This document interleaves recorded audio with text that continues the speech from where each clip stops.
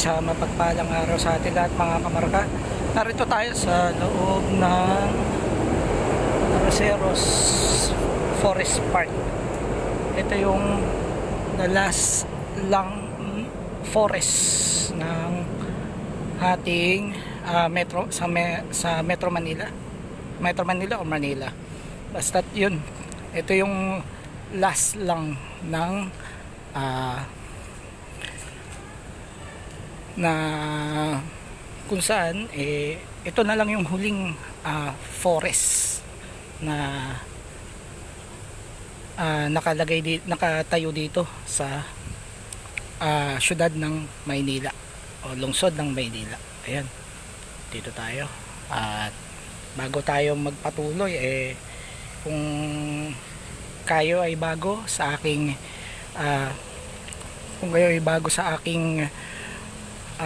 YouTube channel, ay paki-subscribe na po sa aking YouTube channel. At syempre kung kayo ay nabibigatan, like and share na lang po sa aking mga videos na aking ina-upload.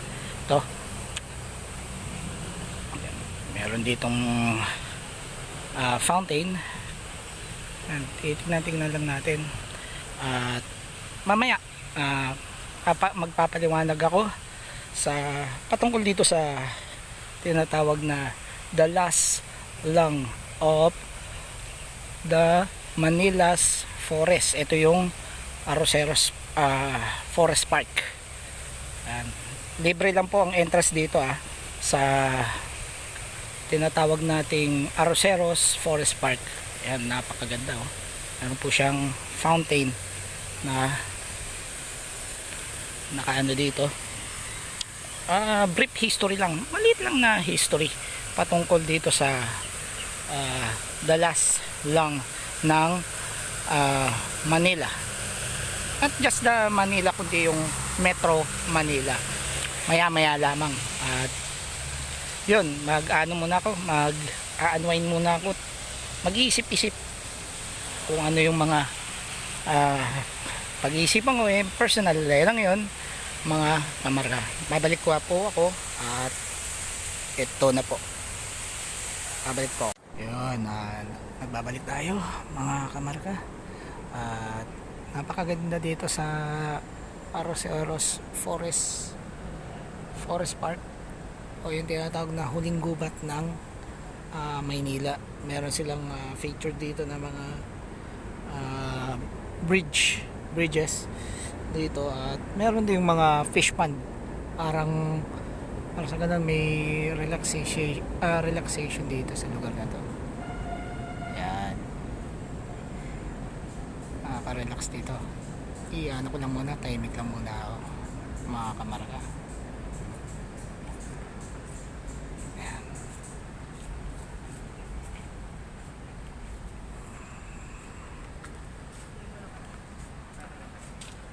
Papayagan ako ng naman. Yun.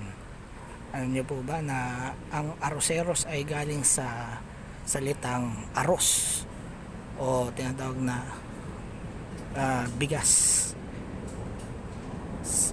At itong lugar na to dati ay isang paria noong panahon ng mga Kastila. Paria, ibig sabihin lugar ng bentahan ng mga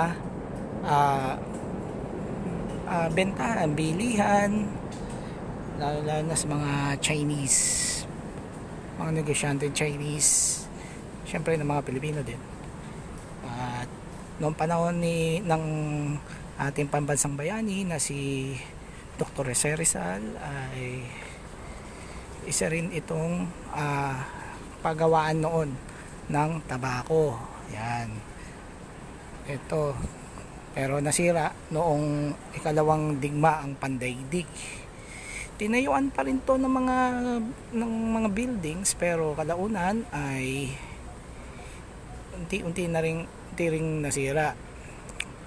Yun yung brief history ng Arroceros Forest Park. At yun, arroz means rice. Okay, yan, napakaganda dito sa Arroceros Forest Park. At alam niyo po ba na eto magpahanggang sa kasalukuyan hindi nagagalaw. Pero may nagtangka na dating mayor ng Maynila noon na gawing isang building o yung tinatawag na sports facility noon para sa mga sa itatayo ring sports facility para sa mga college sa isang university college. Ayoko na lang din banggitin kung ano yon, pero syempre magpasanggang sa kasalukuyan ay hindi nagagawa to dahil naitapatayo dahil pasalamat tayo sa ating mga tinatawag na mga eco warriors, yung mga nagmamahal pa rin sa ating kalikasan, lalo na to. Sa totoo lang higit 2 hektarya itong Arroceros noon.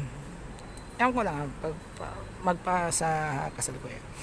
Yun ang narinig ko rin sa dito about Arroceros Forest Park. At yun,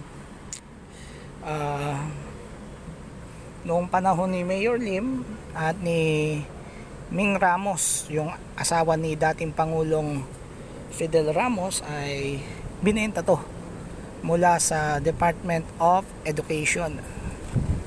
Ewan nga, na yun lang na ano ka. Kasi ito ay hawak noon ng national government, pero binili nila dating Mayor Lim itong Arroceros Forest Park. Correct me if I'm wrong sa aking mga nakalap na mga facts about dito, pero yun, ang alam ko lang yung word na Arroceros is yun nga, rice, bilihan, parya ito dati na panahon ng mga Kastila. Yun lang yung pagkakaalam ko rito sa Arroceros Forest Park. At ito, isa pang maliit din na history din na itong Arroceros Forest Park kayang maghigop ng mga pollutions, mga 42,000 vehicles if I'm not wrong, na kaya na higupin, at syempre nilalabas na carbon dioxide, yung tinatawag na stomata or basta stomata yun. Pero yun, yung kanilang mga dahon excess, kinukuha nila yung dirt excess, yung kaya ng pollution, at pinapalitan naman ng panibagong hangin, yan, o yung malinis na hangin. Sila yung kumbaga sa filter ng hangin. Kaya talagang mahalaga tong Arroceros Forest Park. Sana wag nang masira to o baguhin o ano man, kasi kapag nawala ang Arroceros Forest Park, ito ang mangyayari dyan. Wala nang magpupunta ang mga yung migratory birds mula sa ibang bansa. Ito pangalawa, kanlungan to ng mga yun nga, yung mga ibon, kagaya ng binanggit ko kanina, yung migratory birds, at yung mga tinatawag nating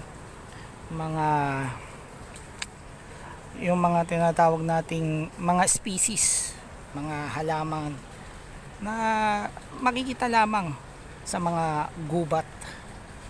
Yan. Mahalaga talaga itong Arroceros Forest Park. May sila dito, fish pond. Kaya nagpapasalamat tayo sa mga environmentalist na tumutulong pa rin na at patuloy na pinoprotektahan ang Arroceros Forest Park.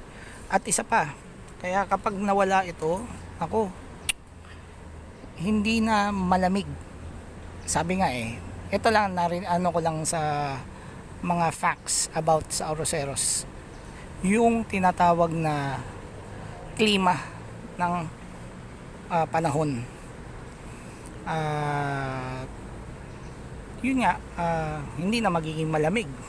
Isa rin ang forest park na to sa ko-condense ng lamig tuwing umaga. Yung mga hangin na nakukuha na anuhan natin, kaya't mahalaga itong forest park na to para sa atin, lalo na sa mga taga Maynila, itong Arroceros Forest Park. At yun nga, mga ilang minuto akong nag-relax muna, nag-isip. Siyempre, nag-isip-isip ng problema. Siyempre, totoo naman pala na nakakawalan ng stress, nakakawalan ng dito payapa ang iyong kaisipan dito sa lugar na to. Kaya talagang baba muna tayo. Ayan, talagang maganda. Oo, sabihin na natin forest lang siya, pero kung iano natin kung pupunta kayo rito, malalaman ninyo ang kahalagahan ng kapayapaan sa kaisipan, lalo na kapag ikaw may problema ka sa buhay. Yun. At ito, under to ng City of Manila, itong Arroceros Forest Park.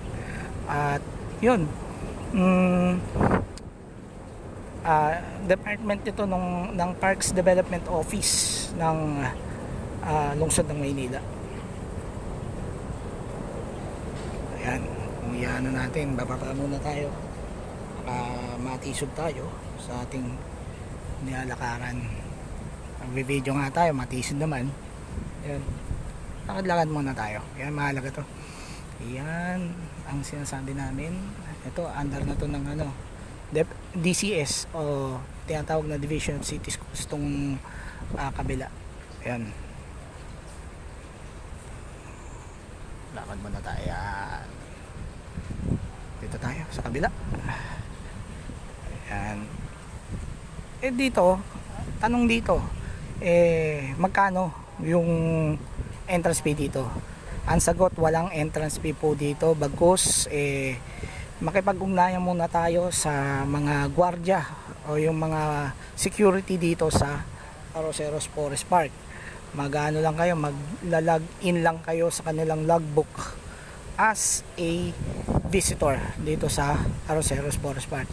Talagang libre dito, libre dito. At higit sa lahat, yung pupunta dito sa parking na to, syempre dala na rin tayo ng trash bins natin, sarili nating trash bags dito, kasi talagang mahigpit dito na pinatutupad yung kalat mo,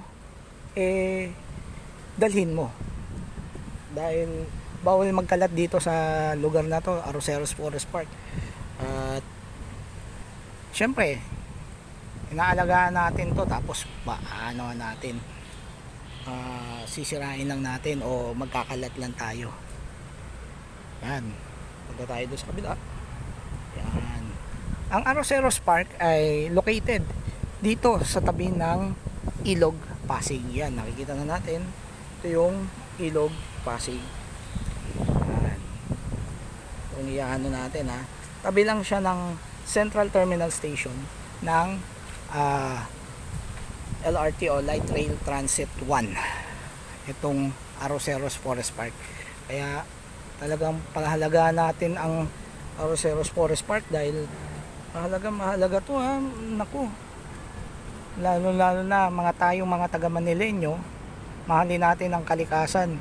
Kasi kapag sinira natin ito na nga lang yung huling gubat, sabi nga, huling gubat, last lang of the City of Manila. Not just the City of Manila, kundi sabihin na natin Metro Manila, dahil dito lang naman makikita yan. Kaya mahalaga sa atin tong Arroceros Forest Park. Yun lang. Nakikita natin yung mga estudyante. Yan, Huwag nating anayin yan kasi private yan. Yung mga nagaan ng kasintahan, yan. Bayaan mo sila. Yan. Yung mga walang pasok, yan, mga ganyan.